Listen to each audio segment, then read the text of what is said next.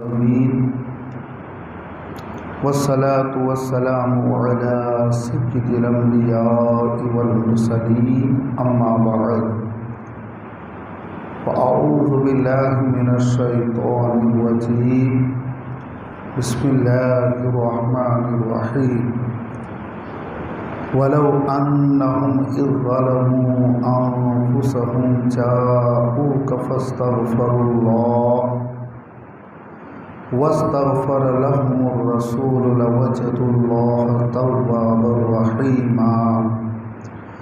सदक़ल्लाहुल अज़ीम व बल्लगना रसूलुहुन नबियुल अमीनुल मकीनुल मतीनुल करीम व नहनु अला ज़ालिका लमिनश शाहिदीन वश्शाकिरीन वल हामिदीन वल आबिदीन वल्हम्दुलिल्लाहि रब्बिल आलमीन।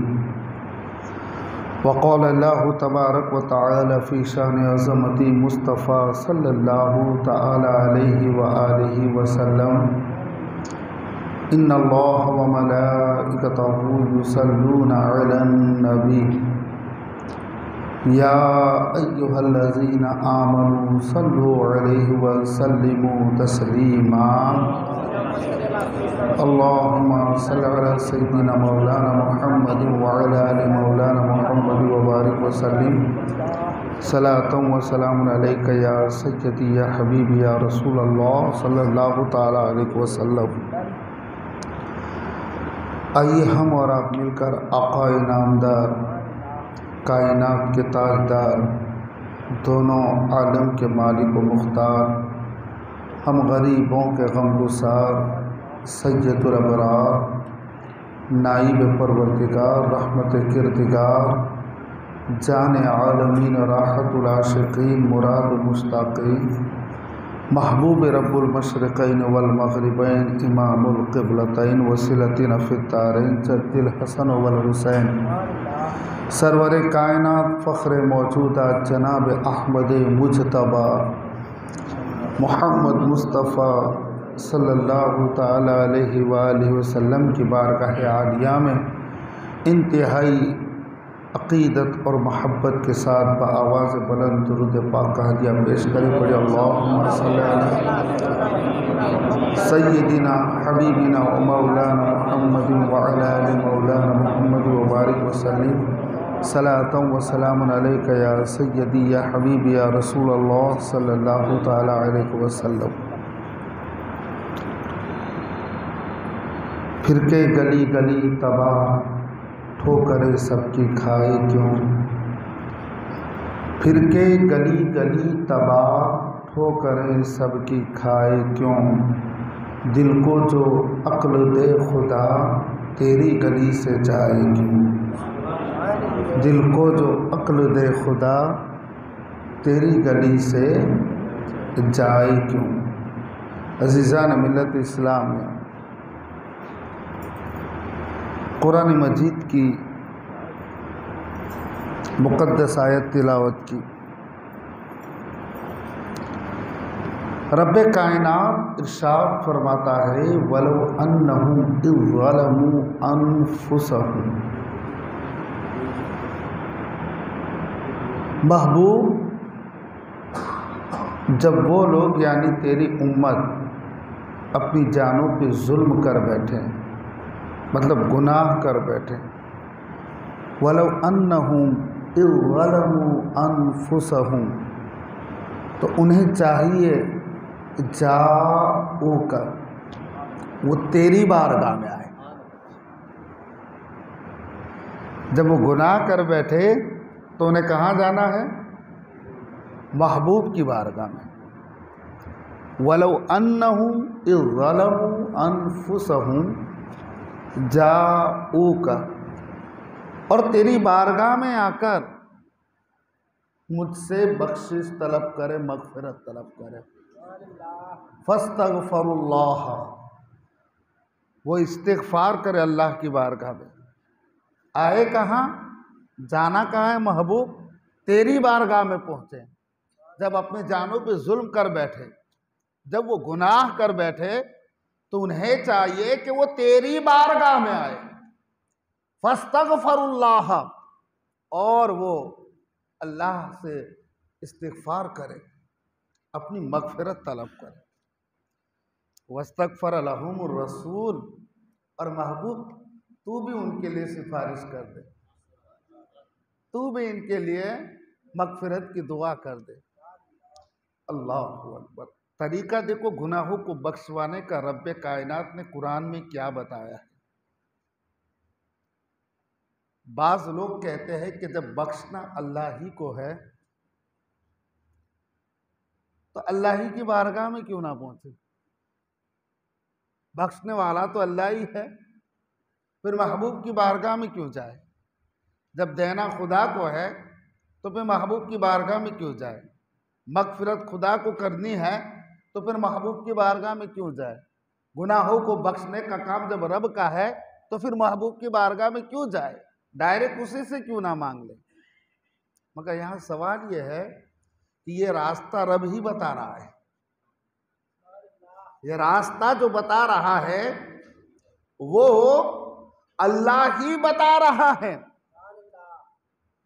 और जब वो महबूब की बारगाह में आ जाएंगे और महबूब की बारगाह में आकर अपने महबूब को वसीला बनाकर अल्लाह की बारगाह में इस्तिग़फ़ार करेंगे, मग़फ़िरत करेंगे और महबूब भी उनके लिए दुआ फरमा देंगे तो लवजदुल्लाह तव्वाब रहीमा, तो वो ज़रूर अल्लाह को पा लेंगे।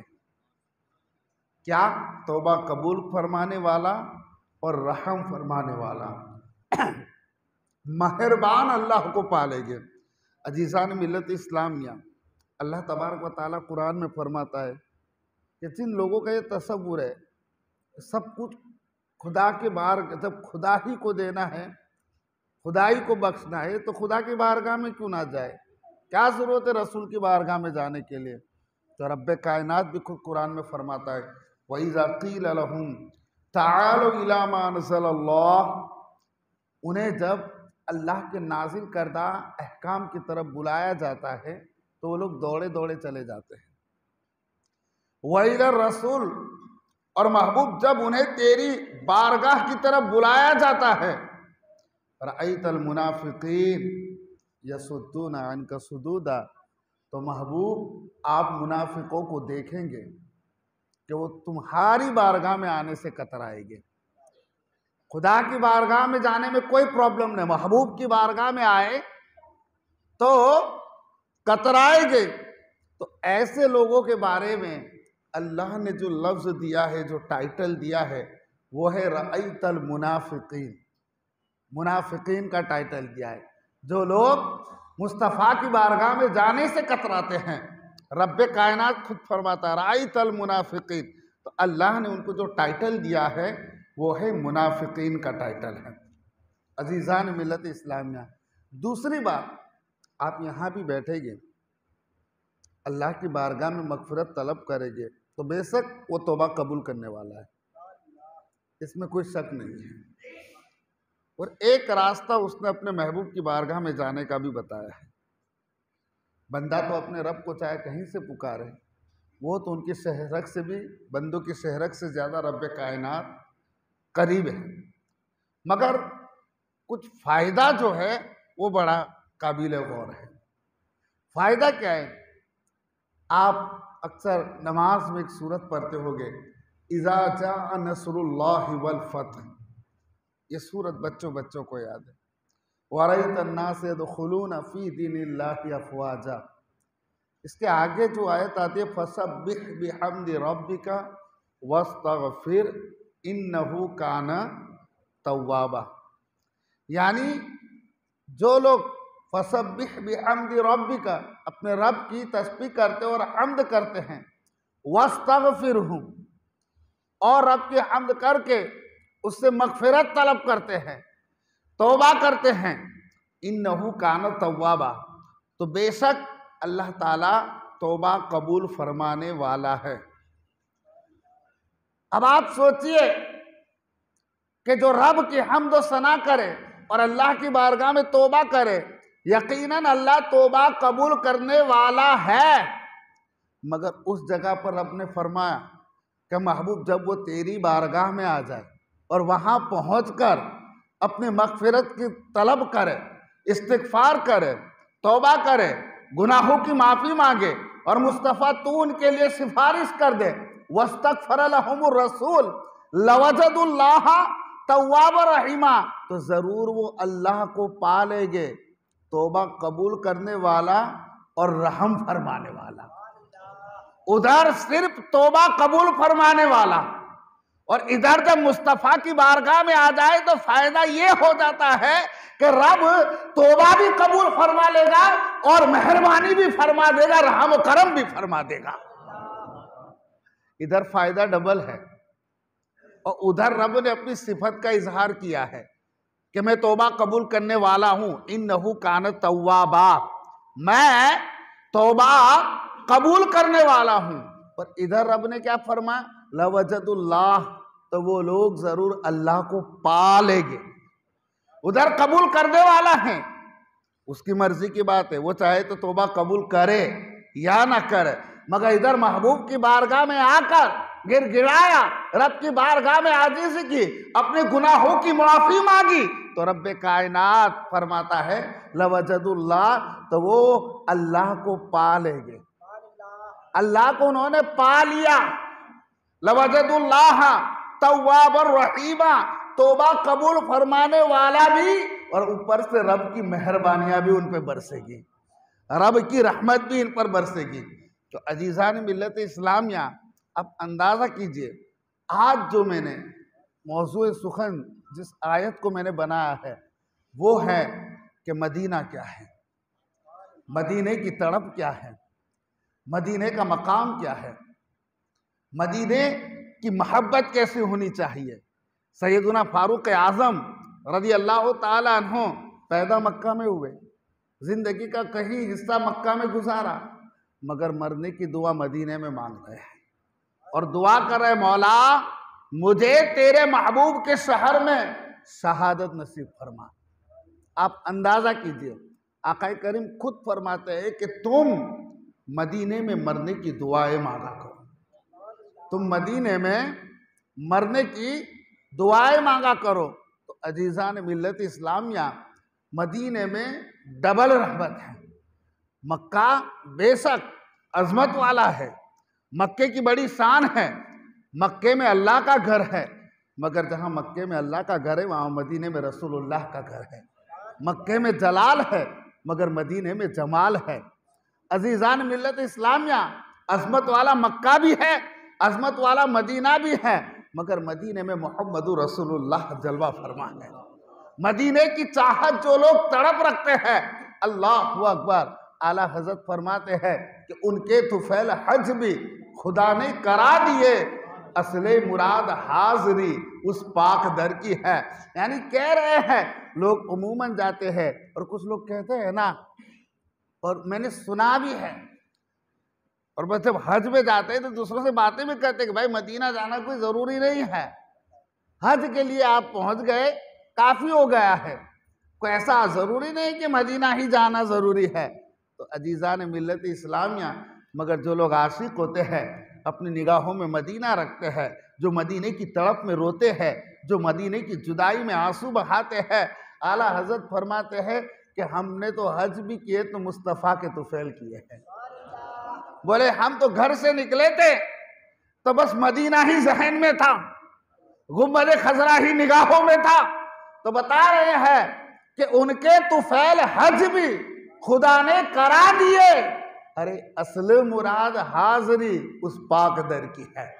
और पहुंचते हैं तो कहते हैं कि हाजियों आओ शहनशाह का रोजा देखो, हाजियों आओ शहनशाह का रोजा देखो। अरे काबा तो देख चुके, अब काबे का काबा देखो, काबा तो देख चुके, अब काबे का काबा देखो। अजीज़ान मिल्लत इस्लामिया, वो काबे का काबा क्यों ना हो कि आका नमाज पढ़ाते हैं, सहाबा पीछे होते हैं, आकाए करीम अपने हुजरे से पर्दा उठाते हैं, अल्लाहू अकबर। सारे सहाबा की नजर हुजरे की तरफ चली जाती है, नमाज जारी है। अबू बकर आगे इमामत फरमा रहे हैं और सहाबा ये भी बता रहे हैं कि हम मुस्तफा का चेहरा इस तरह देखा जैसे खुले हुए कुरान के औराक हमने देखे हो। आप अंदाजा करिए कि जब आप नमाज पढ़ते हो तो आपका चेहरा काबे की तरफ है और हुजूर का हुजरा तो उस तरफ है, तो चेहरा काबे की तरफ और उधर से कोई गुजरा हो तो आप कंफर्म नहीं कह सकते कि फला शख्स गुजरा है। मगर ये सहाबा तो देखकर हुजूर के चेहरे का अंदाज भी बता रहे हैं, हुजूर के चेहरे का अंदाज भी बता रहे हैं। हजरत अनस बिन मालिक फरमाते कि अन करीब था कि हुजूर की दीदार की खुशी में, क्योंकि 2-3 दिन हो गया तो दीदार नहीं हुआ था, वो मुस्तफ़ा जाने रहमत की हुस्न में गुम थे सहाबा। तो अल्लाहू अकबर। तो 2-3 दिन के बाद जब हुजूर ने देखा कि मेरे आशिक क्या कर रहे हैं, इमाम अबू बकर है और पीछे मुस्तफ़ा जाने रहमत के परवाने नमाज पढ़ रहे हैं, मगर सरकार ने जैसे पर्दा उठाया सहाबा किराम रिदवानुल्लाह ताला अलैहिम की नज़रें घूम गए। नज़रें ही क्या घूमी, पूरा चेहरा ही घूम गया। मैं कहना ये चाहूँगा कि हुजूर ने देखा तो सरकार ने ये नहीं फरमाया कि तुम्हारी नमाज टूट गई, ये सरकार ने नहीं फरमाया। कानून तो यही है ना कि आप हालत नमाज में खड़े हो जाओ, और अगर आपका चेहरा किसी गैर की तरफ घूम जाए, दूसरे की तरफ, तो नमाज होगी नहीं होगी। हुजूर ने पर्दा गिरा दिया और ये नहीं फरमाया कि तुम्हारी नमाज नहीं हुई, बल्कि सरकार ने मुस्कुरा कर फरमा दिया है मेरे सहाबा, एक इशारों में समझा दिया कि तुम पास हो गए। क्योंकि वो चेहरा घुमा भी काबे से हटा है तो गया किधर, काबे से काबे की तरफ गया हुआ है, काबे की तरफ गया है। तो आला हजरत फरमाते हैं कि हाजियो आवो शहनशाह का रोजा देखो। अरे काबा तो देख चुके, काबे का काबा देखो, और कहते हैं खूब आंखों से लगाया है गिलाफे काबा, खूब आंखों से लगाया है गिलाफे काबा। कसरे महबूब के पर्दे का भी जलवा देखो, कसरे महबूब के पर्दे का भी जलवा देखो। और धो चुका जुल्मत दिल, वो सही संगे अस्वद, कि संगे अस्वद को जब हम चूमते हैं तो अल्लाह गुनाहों को धो देता है। तो आप फरमाते हैं कि धो चुका जुल्मत दिल, वो सही संगे अस्वद, खाक बोसिए मदीने का भी रुतबा देखो। और अल्लाहू अकबर, काबे के सामने है, काबे में जाकर, काबे के सामने जाकर धुन मदीने की रहती है और कहते हैं कि गौर से सुन तो रज़ा, अरे काबे से आती है सदा, गौर से सुन तो रज़ा, काबे से आती है सदा, मेरी आंखों से मेरे प्यारे का रोजा देखो, मेरी आंखों से मेरे प्यारे का रोज़ा देखो। अजीज़ान मिल्लत इस्लामिया कि हकीकत में जब आला हजरत नात लिखते हैं तो दिल को तड़पा कर रख देते हैं, अपने नबी की नात लिखते हैं तो दिल में मोहब्बतों के चश्मे उभरने लगते हैं, आका की तारीफ और तौसीफ करते हैं। तो अल्लाहू अकबर, कैसी तारीफ और तौसीफ करते हैं। और हमेशा आप वही कहते थे सरकार मदीना के शान में जो आपके दिल पर गुजरती थी, जो आपके दिल पर गुजरती थी। एक मर्तबा एक साहिब आए और उन्होंने कलाम लिखा और वो आला हज़रत की बारगाह में पेश किया। पेश करने के बाद कहा कि हुजूर ज़रा देखिए मेरे कलाम की इस्लाह फरमाए, कोई गलती हो तो ज़रा कलाम मेरा सुन लीजिए। तो आपने फरमाया कि भाई मैं तो 2 ही लोगों के कलाम सुनता हूँ, एक दाग दहलवी के और मेरे बिरादर हसन रज़ा खान के। क्या हुजूर नज़र तो फरमा दे। जब वो कलाम देखा तो उस कलाम में बड़ा इश्क था, तड़प थी, कसक थी, जुदाई थी, दर्द था। आपने जब वो कलाम देखा तो उसमें अपनी तबीयत की बेचैनी का इस तरह इजहार किया था कि या रसूल अल्लाह, मैं आपकी जुदाई में ऐसे तड़प रहा हूँ जैसे मछली पानी के बगैर तड़प रही है। आला हजरत ने फरमाया, ए मेरे भाई, क्या वाकई में तेरी तड़प ऐसी है? क्या वाकई में तेरी तड़प ऐसी है? और अगर हकीकत में तेरी तड़प ऐसी है तो अहमद रजा तेरे कदमों को चूमना चाहता है। और अगर तेरी तरफ ऐसी नहीं है तो खुदा का भी खौफ कर और उस हाजिर और नासिर का भी खौफ कर जो तेरे दिल को भी मुशाहदा कर रहे हैं। तो वो हमेशा जो कुछ लिखते थे, दिल पर जो गुजरती थी वही लिखा करते थे। अजीजान मिल्लत इस्लामिया, एक शायर आके इसी तरह आला हजरत के पास आया और आकर कहने उसने एक शेर लिखा था कि शान यूसुफ दबी तो इस दर पे आके दबी। हजरत यूसुफ अलैहिस्सलाम के किस्से कितने थे, कैसा हुस्न था, ऐसा हुस्न था, अल्लाह अकबर, कह अल्लाह अकबर। इमाम अबू नुऐम फरमाते हैं कि दुनिया में जितना हुस्न है वो सारा हुस्न यूसुफ अलैहिस्सलाम के सामने सिर्फ एक जुज की हैसियत रखता है। दुनिया में जो हुस्न है वो यूसुफ के हुस्न के सामने सिर्फ एक छोटा सा हिस्सा हैसियत रखता है, एक जुज रखता है। यानी यूसुफ का हुस्न कुल है और कायनात में बाकी जो हुस्न है वो जुज है। अब इमाम अबू नुऐम फरमाते हैं अब देखना है कि मेरे सरकार का हुस्न क्या है, मेरे महबूब का हुस्न क्या है। वो फरमाते हैं जिस तरह कायनात के हुस्न के सामने यूसुफ का हुस्न कुल है और कायनात का हुस्न जुज है, इसी तरह मोहम्मद अरबी का हुस्न कुल है और यूसुफ का हुस्न जुज है। यूसुफ के हुस्न का तो ये आलम था कि मिस्र में एक तमाशा हो गया था। मिस्र में एक तमाशा हो गया था, चेहरे पे नकाब डाल के भी घूमना पड़ता था। लोग बेहोश होके गिर जाते थे, दीवाने हो जाते थे, कई लोगों की रूहें निकल जाती थी। और कुरान ने एक बड़ा मोजिज़ा तो बताया कि मिस्र की औरतों ने जब हजरत यूसुफ अलैहिस्सलाम का हुस्न देखा, वो कत्ताना अयदियहुन्ना व कुल्ना हाशा लिल्लाहि मा हाज़ा बशरा, फरमाया कि उन औरतों ने यूसुफ को देखने में ऐसे गुम हो गई कि अपने हाथ काट के रख दिए। वो हुस्न का आलम था। तो वो शायर आकर कहने लगा और उसने अपना तखय्युल पेश किया। और तखय्युल वो क्या पेश कर रहा है, उसने ये तखय्युल पेश किया कि यूसुफ अलैहिस्सलाम के हुस्न के चर्चे कब ठंडे हुए, जब मेरे आका का हुस्न जाहिर हुआ। तो उसने लिखा था कि शाने यूसुफ दबी तो इस दर पे आके दबी। तो आला हजरत ने उससे कहा कि मेरे भाई ऐसे मत कह, बल्कि यूं कह कि शाने यूसुफ बढ़ी तो इस दर पे आके बढ़ी। शाने यूसुफ बढ़ी तो इस दर पे आकर बढ़ी, क्योंकि जो मुस्तफा के दर पे आ जाता है वो घटाया नहीं जाता, वो बढ़ाया जाता है। वो घटाया नहीं जाता, वो बढ़ाया जाता है। और आला हजरत तो लिखते हैं ना कि तू है खुर्शीदे रिसालत प्यारे, छुप गए तेरी जिया में तारे, अंबिया और है सब माह पारे, तुझसे ही नूर लिया करते हैं, तुझसे ही नूर लिया करते हैं। अजीजान मिल्लत इस्लामिया, अब आप अंदाजा कीजिए, नीचे रख दो बेटा, आप अंदाजा कीजिए कि यूसुफ अलैहिस्सलाम का हुस्न हुजूर के हुस्न के सामने कैसा हुस्न है।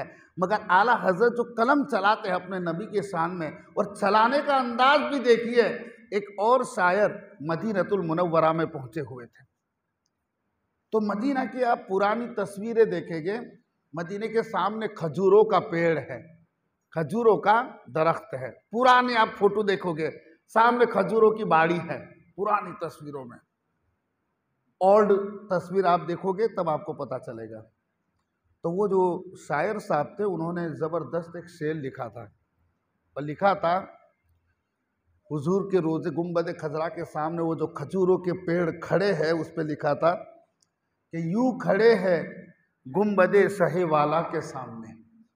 कौन? वो खजूर के पेड़ यूं खड़े हैं गुंबद शहे वाला के सामने, मजनू खड़े हैं जैसे खैमाए लैला के सामने।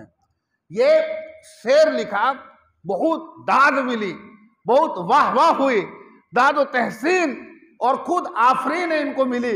मगर अल्लाह अकबर, जब आला हजरत मक्का से हज करके मदीना पहुंचे तो किसी ने पूछा, किसी ने कहा हजरत एक शायर आए हैं बहुत ज़बरदस्त, उन्होंने हुजूर की शान में नात लिखे और लोगों में धूम मची हुई है इस कलाम की कि ये खजूरों का कितना सुहाना बाग है और वो कैसे मतलब हुजूर के दर के सामने खड़ा है, जैसे ये सलामी दे रहे हैं, जैसे ये आशिक खड़े हैं, जैसे ये मजनू खड़े हैं। आला हजरत ने जब ये शेर सुना तो जलाल में आ गए, बोले कहाँ है वो शेर लिखने वाला, जरा उसे मेरे सामने लाओ।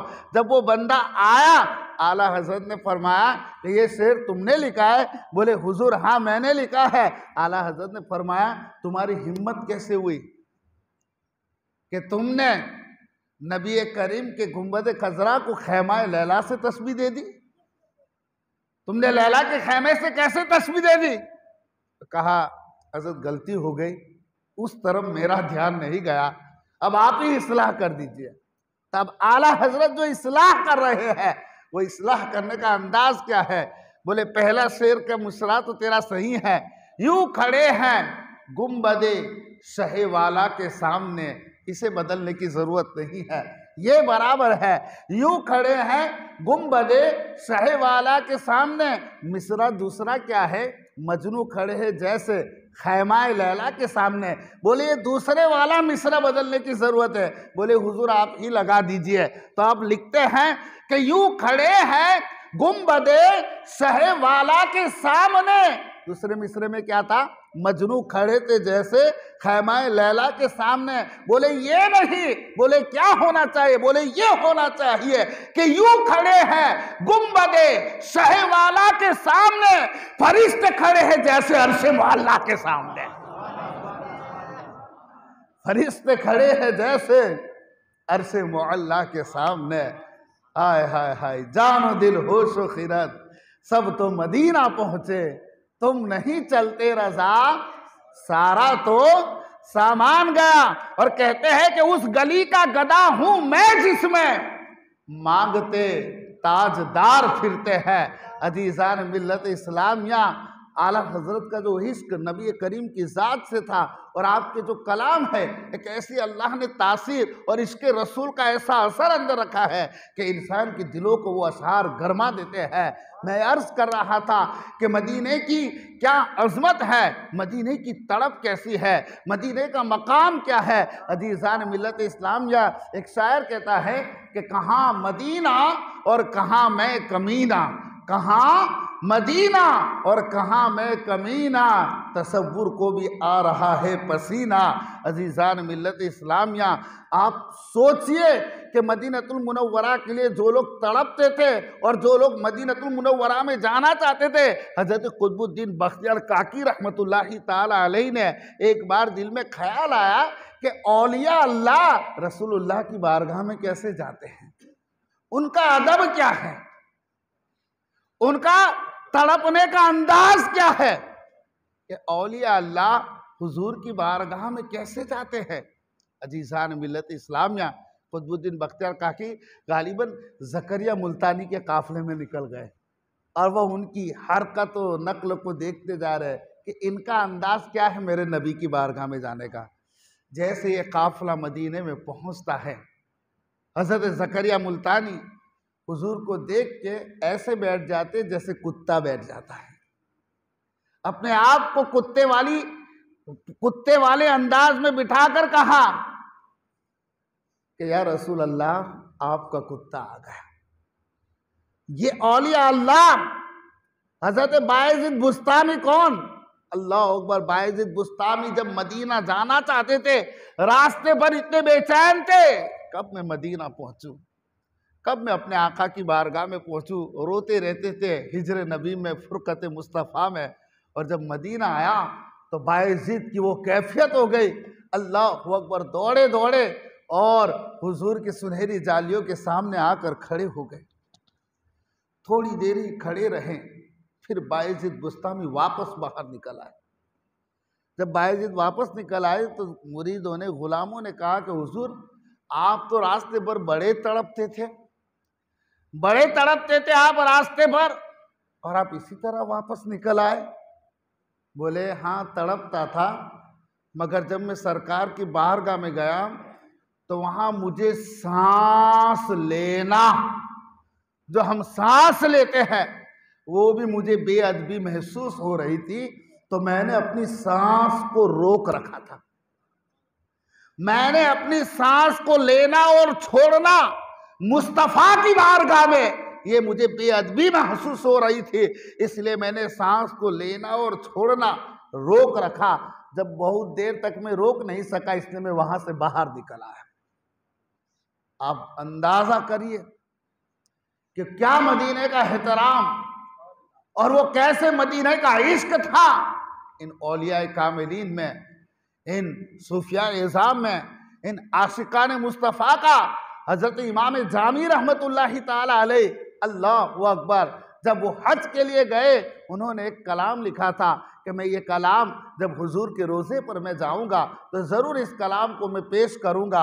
अल्लाहु अकबर। इमाम जामी रहमतुल्लाहि ताला अलैह इधर मक्का से हज से आप फारिग हुए, और जैसे आप हज से फारिग हुए और मदीना जाना ही चाहते हैं कि उसके अगली रात कोई हुजूर सल्लल्लाहु अलैहि वसल्लम उस मदीनतुल मुनव्वरा का जो गवर्नर था, जो हाकिम मदीना था, उसके ख्वाब में सरकार मदीना सल्लल्लाहु अलैहि वसल्लम तशरीफ लाते हैं, और लाकर सरकार मदीना ने फरमाया, सुनो कल एक काफिला यहाँ से निकलने वाला है, उसमें एक अब्दुल रहमान जामी नाम का शख्स होगा, इसे मदीना मत आने देना। हाकिम मदीना खड़ा हो गया। दूसरे दिन काफिले को जाके रोका, बोले तुम में अब्दुल रहमान जामी कौन है? हजरत इमाम जामी ने कहा मैं हूँ।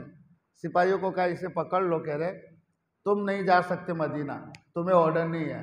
इमाम जामी तो ज़ारो कतार रोने लगे, बहुत बड़े आशिक़ रसूल थे, ज़ारो कतार आप रोने लगे, आपको वापस लौटा दिया। दूसरे दिन सोचे कि अब कोई और तरकीब निकालूं।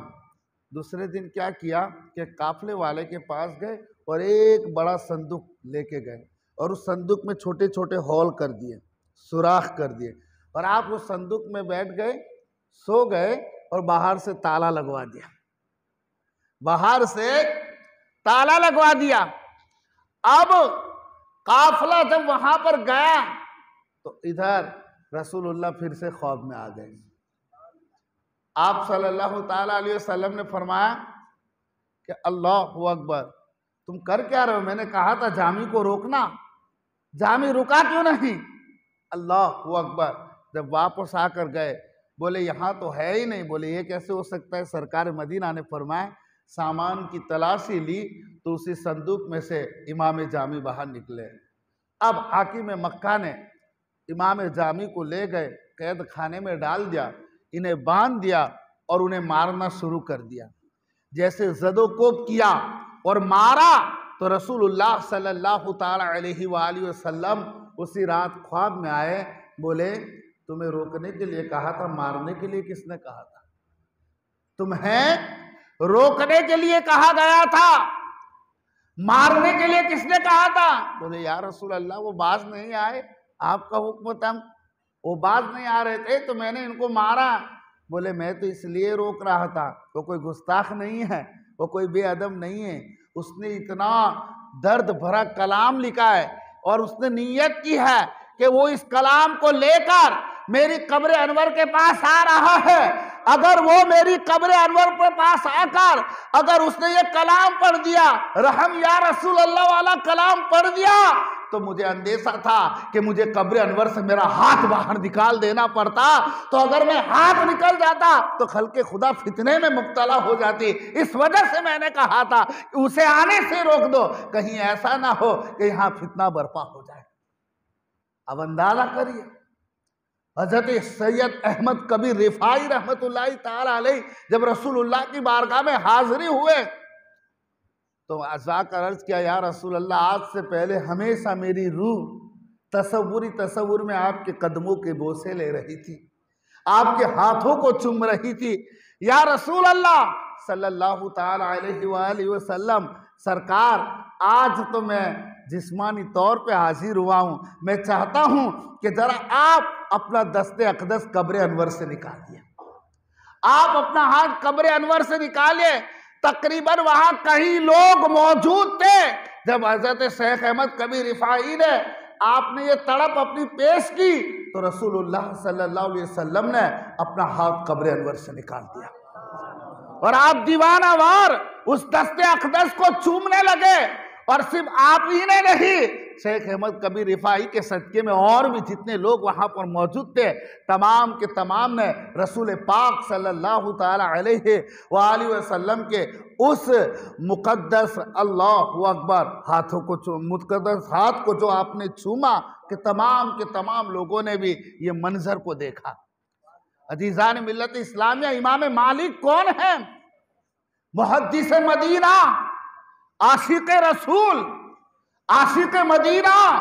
इमाम मालिक को मदीने से इतनी मोहब्बत थी, जो पैदा भी मदीना में हुए और वफात भी उनकी मदीना में हुई। इमाम मालिक मुहद्दिस मदीना, मदीना के मुहद्दिस थे, और उनके इश्क का जो मामला था, अल्लाहु अकबर, ऐसा मामला था हजरत इमाम मालिक रजी अल्लाह ताला अन्हु का, कि आपने अपनी जिंदगी में सिर्फ और सिर्फ एक बार हज अदा किया। कितनी बार?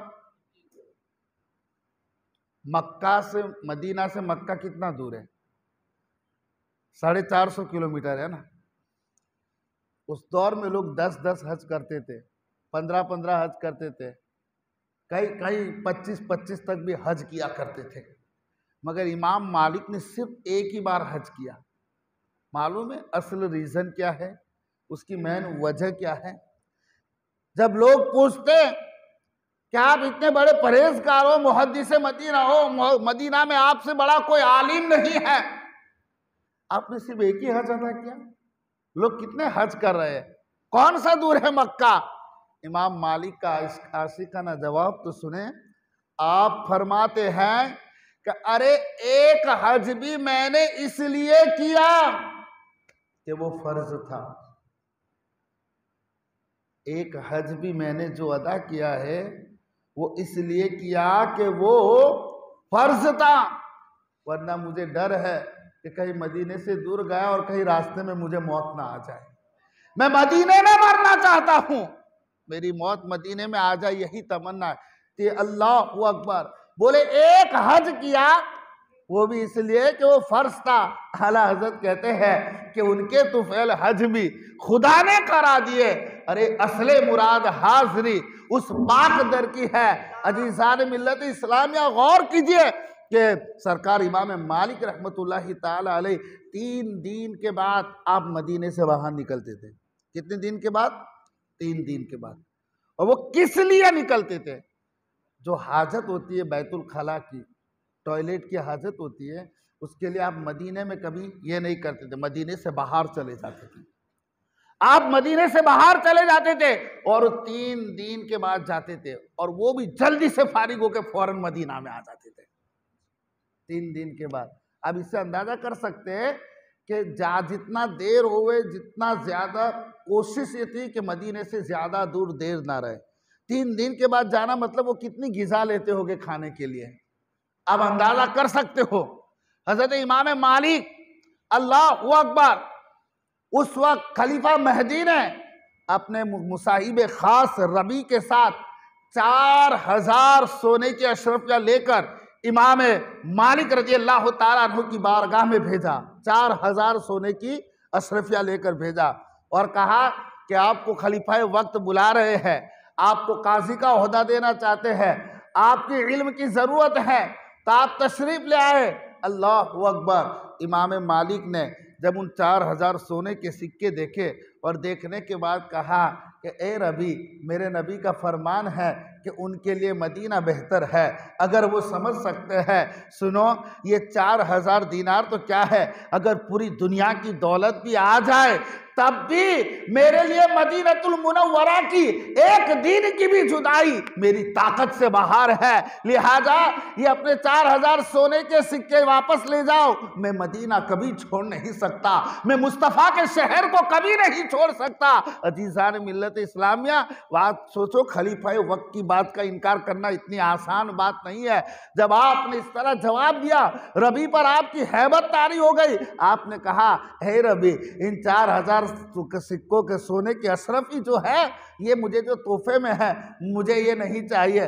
बस मुझे मेरा मदीना नहीं छोड़ना, मुझे मेरे महबूब का शहर नहीं छोड़ना। अल्लाहु अकबर। रबी देखकर हैबत तारी हो गए। रबी ने कहा, हजरत खलीफा कोई आप पर जोर जबरी नहीं करना चाहते। अरे एक बार की बात है कि इमाम मालिक मस्जिद नबवी में थे और खलीफा वक्त ने बुलंद आवाज में बात की। इमाम मालिक जलाल में आ गए। आपने ये भी नहीं देखा कि ये खलीफा वक्त है, ये हाकिम वक्त है। आपने जर्रा बराबर परवाह नहीं की और कहा, ऐ खलीफा, खुदा का खौफ कर, तू मस्जिद नबवी में खड़ा है और रसूलुल्लाह की बारगाह में अपनी आवाज को ऊंची करता है। खलीफा आपकी हैबत से डर गया। कहा, तुम्हें फरमा रहे खुदा मालूम नहीं है? या अय्युहल्लज़ीना आमनू ला तरफ़ऊ अस्वातकुम फ़ौक़ सौति नबी। ऐ ईमान वालो, अपनी आवाज को नबी की आवाज पर बुलंद मत करो। एक दिन खलीफा वक्त ने आपसे पूछा कि हजरत ये बताइए, जब हम दुआ के लिए खड़े हो तो चेहरा कब्र अनवर की तरफ करना चाहिए या काबे की तरफ करना चाहिए? जब हम यहाँ रोजे पर हाजिर हो तो चेहरा हुजूर की तरफ करना चाहिए या काबे की तरफ? अब आपको मालूम है कि जो लोग भी जाते हैं और सुनहरी जाली के सामने खड़े होगे तो पीठ आपकी किधर की होगी? हैं? काबे की तरफ होगी ना। तो खलीफा को ये ख्याल आया, उसने इमाम मालिक से पूछा कि आप बताइए कि चेहरा किधर करे, काबे की तरफ करे या रसूलुल्लाह की तरफ करे? आपने फरमाया कि खलीफा सुन, मेरे और तेरे बाप दादा हजरत आदम अलैहिस्सलाम का भी वसीला मोहम्मदुर रसूलुल्लाह थे। हजरत आदम अलैहिस्सलाम का वसीला भी मोहम्मदुर रसूलुल्लाह थे।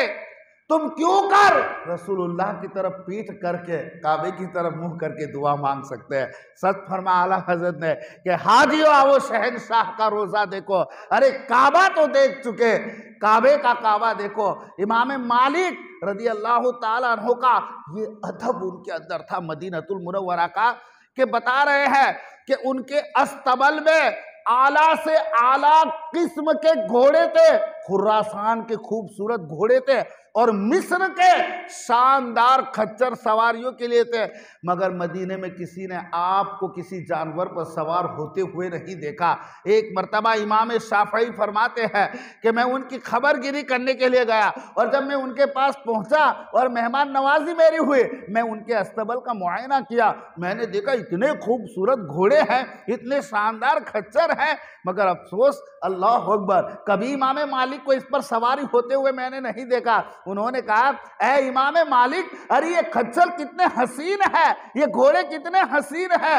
हजरत इमाम मालिक रजी अल्लाह ताला अन्हु ने जब ये सुना तो आपने इमाम शाफई से फरमाया, मेरे भाई शाफई एक काम करेगा? बोले क्या? आज से ये सारे घोड़े और सारे खच्चर में तुझे तोहफे में दे देता हूं। इमाम शाफई हैरान हो गए। कहा, हुजूर इतने कीमती घोड़े मुझे क्यों तोहफे में दे रहे हैं? अपने लिए रखो, अपनी सवारियों के लिए। बोले इसमें से मुझे कुछ भी नहीं चाहिए। बोले क्यों? बोले एक तो रख लीजिए सवारी के लिए।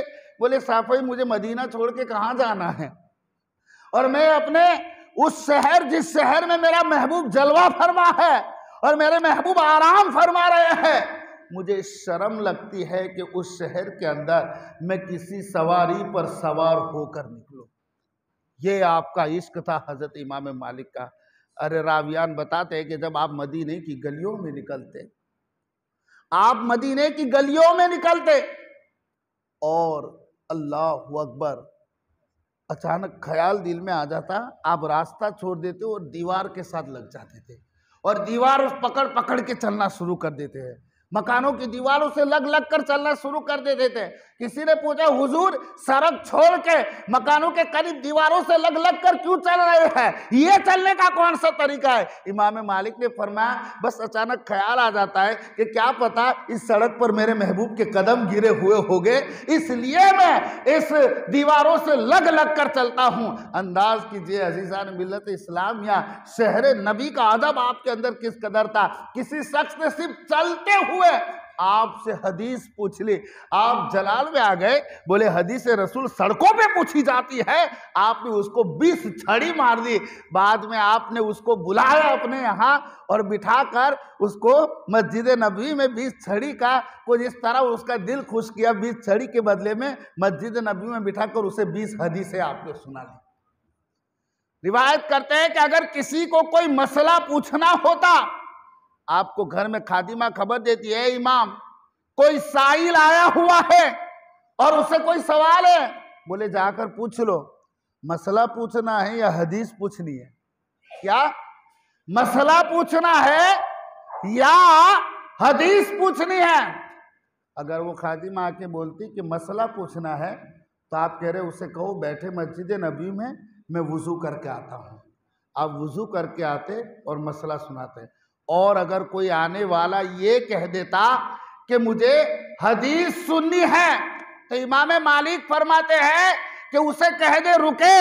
आप जाते गुसल खाने में पहुंच जाते और नए सिरे से गुस्ल करते, वुजू करते, बेहतरीन जुब्बा पहनते, सर पे अमामा सजाते। उसके बाद आप उसे वो हदीस जो पूछने आता उसे बताने के लिए आते। अगर ऐसा दिन में 10 बार कोई पूछने के लिए आता तो 10 बार आपका ये तरीका होता था। अल्लाहु अकबर। अब अंदाज तो की, आज जरा अंदाजा तो लगाइए कि हदीस मुस्तफ़ा जो है आपको जब भी सुनानी होती थी तो पहले गुस्ल क्या करते थे। उस वक्त शहर मदीना का काजी इब्ने जरीर नाम के काजी थे।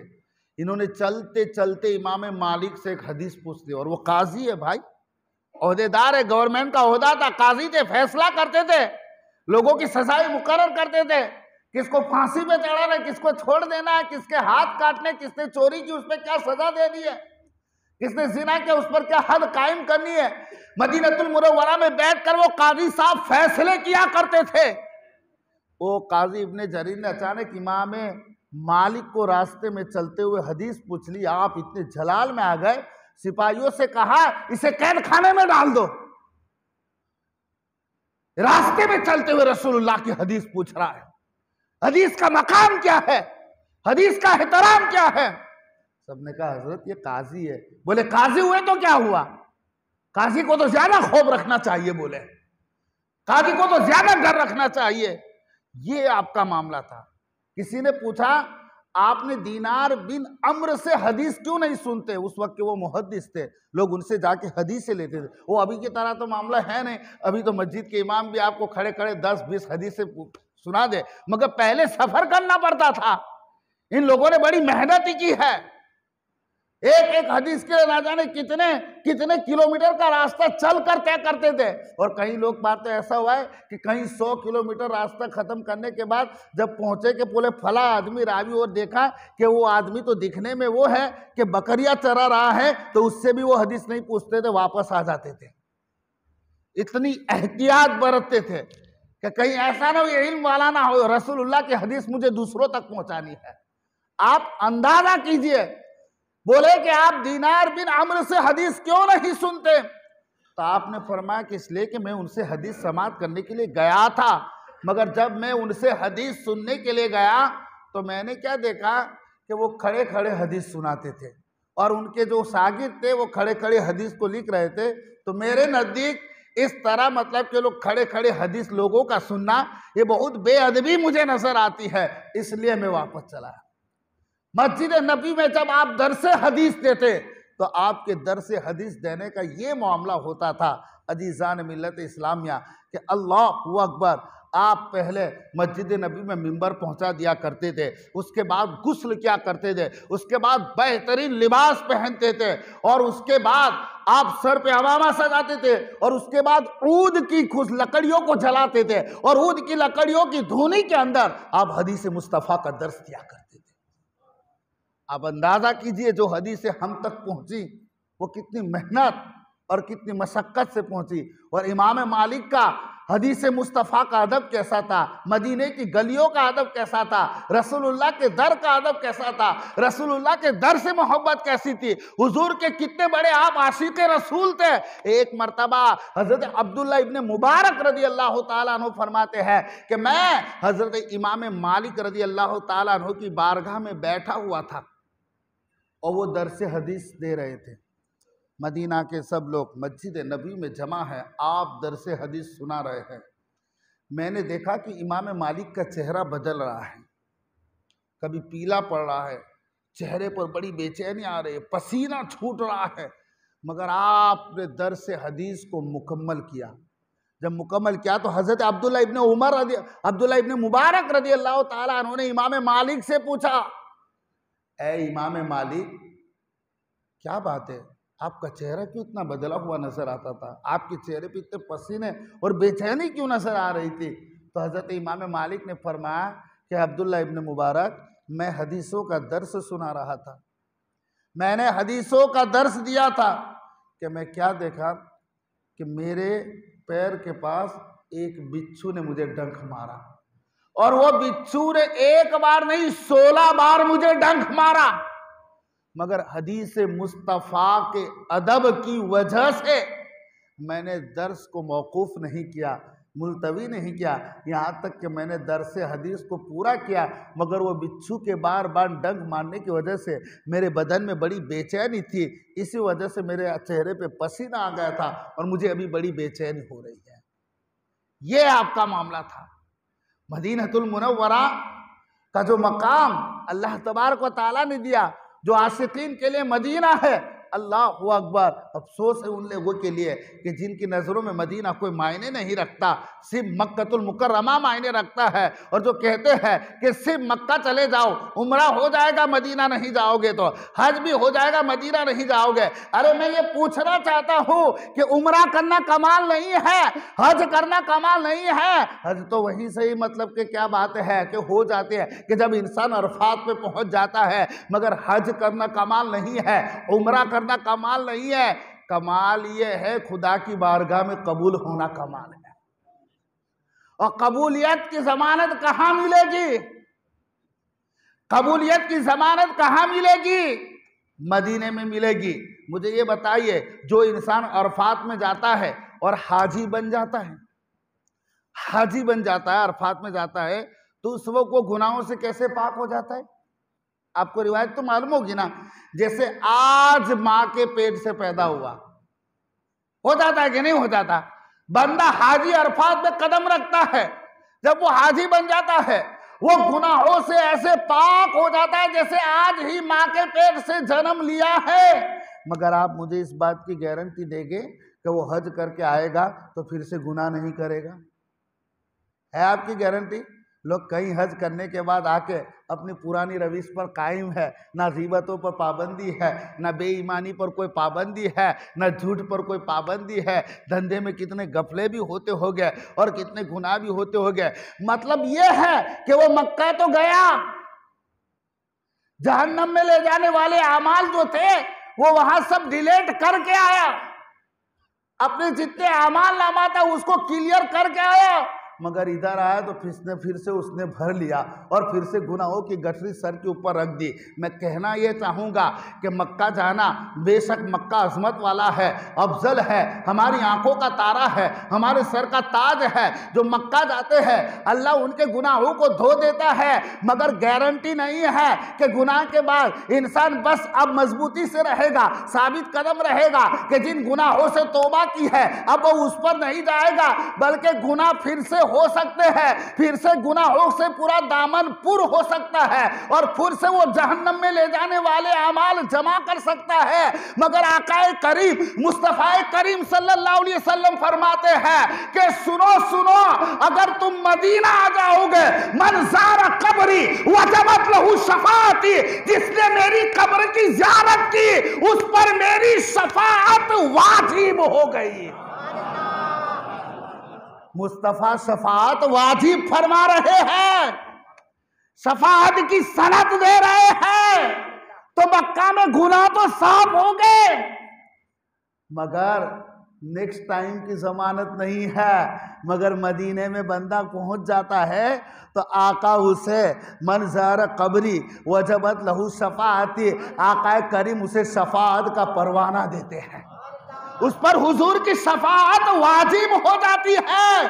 तब मुझे बताइए मदीना कौन जाएगा? कौन जाएगा? जिसे शफाअत चाहिए वो मदीना जाए, जिसे शफाअत लेनी हो वो मदीना जाए, जिसे जन्नत की जमानत लेनी हो वो मदीना जाए। और मैं कहना चाहूंगा, अरे दोस्तों, तुम जीते जी जन्नत देखना चाहोगे तो कहां मिलेगी? जीते जी अगर तुम्हें जन्नत देखनी है तो कहां मिलेगी? वो तो मदीने में। बोले कैसे? कोई कहेगा तुम तो कुछ भी बोल देते हो, कुछ भी अपने मुंह से बोल देते हो, अजमेर को भी जन्नत बना देते हो, बगदाद को भी जन्नत बना देते हो, कोई प्रूफ तो हदीस से दे दो। तो आओ मैं बताऊं कि मेरे आका फरमाते हैं, माँ बैन बैती व मिंबरी रौदतुम मिन रियादिल जन्ना। आका फरमाते हैं मेरे हुजरे से लेकर मेरे मिंबर तक इतनी जो बीच की जगह है वो जन्नत की क्यारियों में से एक क्यारी है। ये हदीस मुस्तफा है।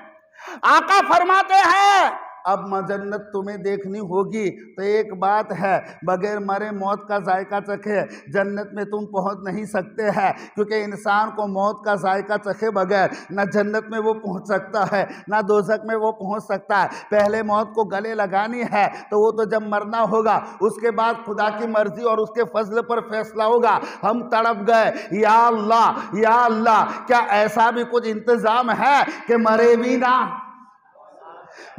ना और मौत का मजा भी ना चखे और जन्नत की क्यारी भी देख ले, जन्नत में घूम कर आ जाए? मुस्तफा जाने रहमत फरमाते हैं अगर तुझे जीते जी जन्नत देखनी है तो आ जा, बाबल बैती वो मिंबरी रौदतुम मिन रियादिल जन्ना। अरे मेरे हुजरे से लेकर मिंबर तक का जो टुकड़ा है वो जन्नत की क्यारियों में से एक क्यारी है। तो मदीना तो वो जाएगा ना जिसे जन्नत चाहिए, है जिसे शफाअत चाहिए। और आका फरमाते आगे हदीस है, वो मिंबरी अला हौजी, और मेरा मिंबर मेरे हौज पर है। मेरा मिंबर मेरे हौज पर है, मतलब हौजे कौसर पर है। मेरा मिंबर मेरे हौज पर है। तो अब किसी को हौजे कौसर चाहिए तो मुस्तफा के मिंबर के नीचे हौजे कौसर, बात यही समझ में आ रही है। तो अब जिस किसी को हौजे कौसर की जरूरत है उसे मुस्तफा के कदमों में आना पड़ेगा।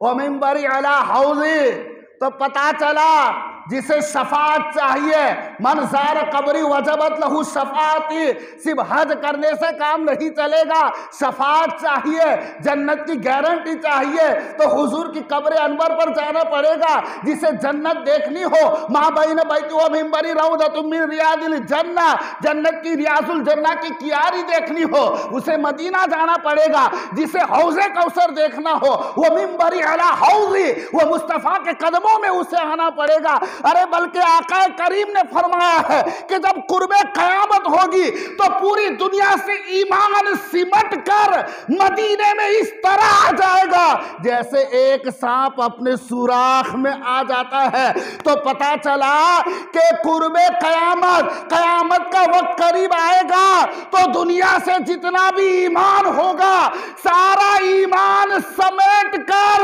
वो मदीने में जमा हो जाएगा। तो पता चला जिनके दिलों में मदीने की लगन है, जिनके दिलों में मदीने की तड़प है, जिनके दिलों में मदीने की मोहब्बत है, वो अहले ईमान को ही मदीने की जरूरत है। क्योंकि ईमान कहां आएगा? मदीने में सिमट जाएगा। अब जो अपने आप को ईमान वाला समझता हो वो मदीने को मामूली नहीं समझेगा, बल्कि मदीने को कल्बी जरूरत, ईमान को मदीने की जरूरत है। तो अजीजान मिल्लत इस्लामिया आला हजरत फरमाते हैं फिर के गली गली तबाह ठोकरे सबकी खाए क्यों, अरे दिल को जो अक्ल दे खुदा तेरी गली से जाए क्यों, दिल को जो अक्ल दे खुदा तेरी गली से जाए क्यों। रिजवा अगर तू भी देख लेता एक बार मदीना, बेसाख्ता कह देता जन्नत तो यही है। अजीजान मिल्लत इस्लामिया, ये अर्ज़ मुक़द्दस है, ये तैबा की ज़मीं है, अरे जन्नत भी यही है, मालिक जन्नत भी यही है। इंशाअल्लाह कल जुमा की नमाज जुमा का बयान मेरा यहीं पे होगा और कल से खुसूसी जो मौज़ूआत है उस पर रोशनी भी डाली जाएगी। कल का वक्त भी तयन, क्योंकि नमाज जल्दी हो जाती है और कुछ लोगों को आने में लेट